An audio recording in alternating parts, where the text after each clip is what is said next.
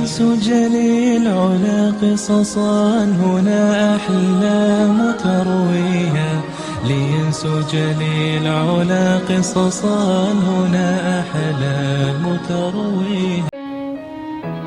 Saya coba ceritakan kisah seorang sahabat yang mulia.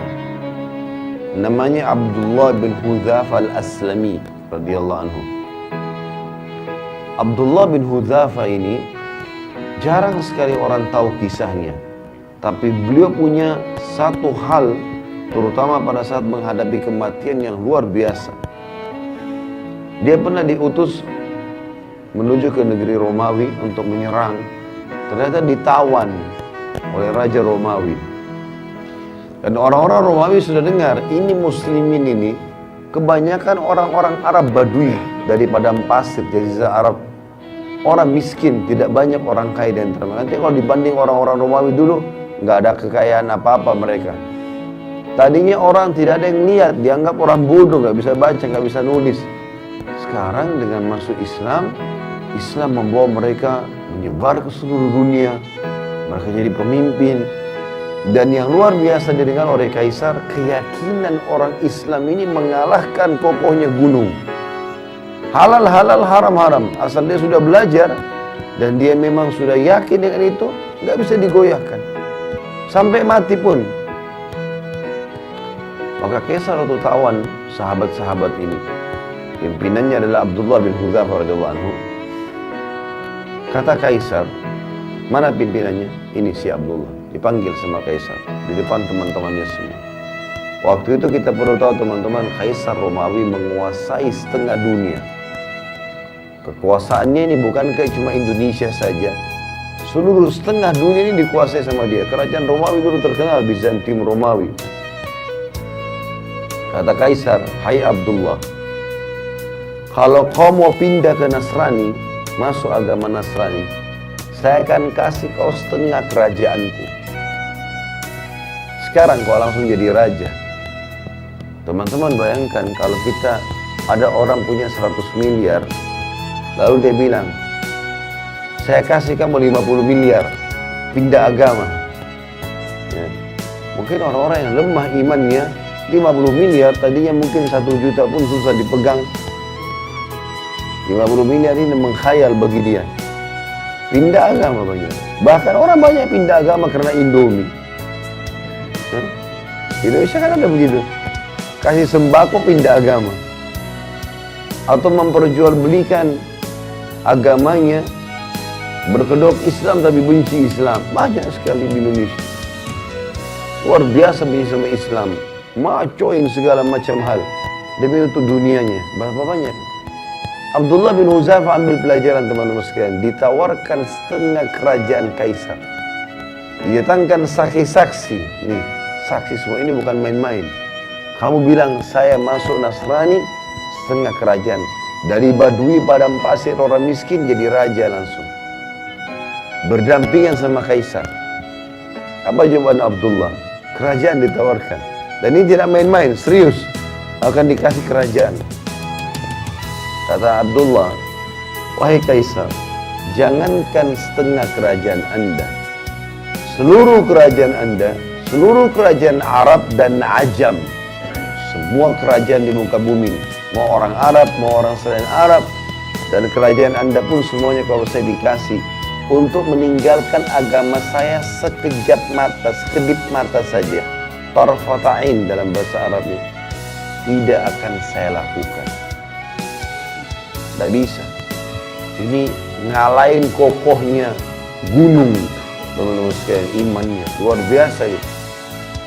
Sayangnya sebagian kita hanya seperti kerupuk, diketuk pecah, ya kan? Maka waktu itu Kaisar ini punya anak perempuan, orang bule. Ya. Kalau kita sekarang sering ucapkan begitu, yang terkenal kecantikannya, masih gadis, tinggi, putih, cantik, fitnah bagi laki-laki. Sampai banyak raja-raja waktu itu dan para perdana menterinya, Kaisar, panglima perang berharap jadi suaminya perempuan itu. Terkenal sekali. Dikeluarkan oleh Kaisar, duduk di sebelahnya. hai Abdullah, setengah kerajaanku dan nikahi anakku. Ini juga plus lagi, dapat perempuan tercantik di dunia pada saat itu. Kata Abdullah dengan kalimat yang mungkin Kaisar tidak semudah itu memahaminya ya, tapi orang beriman harus bisa paham. Dia mengatakan, Anda menawarkan anak Anda perempuan ini ya, untuk digantikan dengan bidadari yang Allah janjikan untukku di surga. Artinya percuma, nggak mempan ya. Maka kata Kaisar, penjarakan orang ini. Instruksinya, jangan kasih makan dan minum. Gak boleh makan dan minum. Teman-teman, kita kalau nggak makan 2 hari, 3 hari mungkin masih lapar, tapi masih bisa hidup lah. Tapi kalau nggak minum, ini nggak mudah nih. Dari pagi sampai malam kita nggak minum, sudah kering tenggorokan. 2 hari, 3 hari bisa meninggal ini. Jangan kasih makan dan kasih minum, di penjara. Dan Kaisar suruh penjaga-penjaga prajuritnya perhatikan, kalau sudah lemas sampaikan ke saya. 3 hari 3 malam gak makan gak minum, sampai dikatakan dalam kisah ini Abdullah kepalanya mulai melemas, condong ke kiri, gak lemas gitu, gak ada minum, gak ada makan. Lalu pada saat itu kata prajuritnya, Kaisar sudah lemas. Kata Kaisar, masukkan babi dan khamr di penjaranya. Sekarang di babi. Ini bukan babi sembarang ya, babi masakannya buat Kaisar. Jadi babi dengan bumbu yang wangi, nampan yang bagus, segala macam, menggoda luar biasa. Dan dalam kondisi dia lapar. Kemudian khamr di kendi yang memang punya Kaisar. Tempatnya itu bukan sembarangan, dari emas. Taruh di situ. Subhanallah, sampai 3 hari ke depan, sampai daging babi itu menjamur, gak disentuh sama Abdullah. Padahal sudah mau mati, gak bisa. Gitu.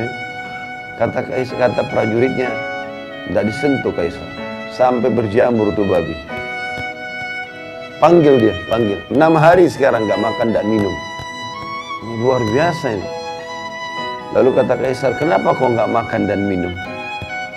Kata Abdullah jawabannya, saya tahu dalam agama saya sekarang sudah halal tuh babi dan khamr.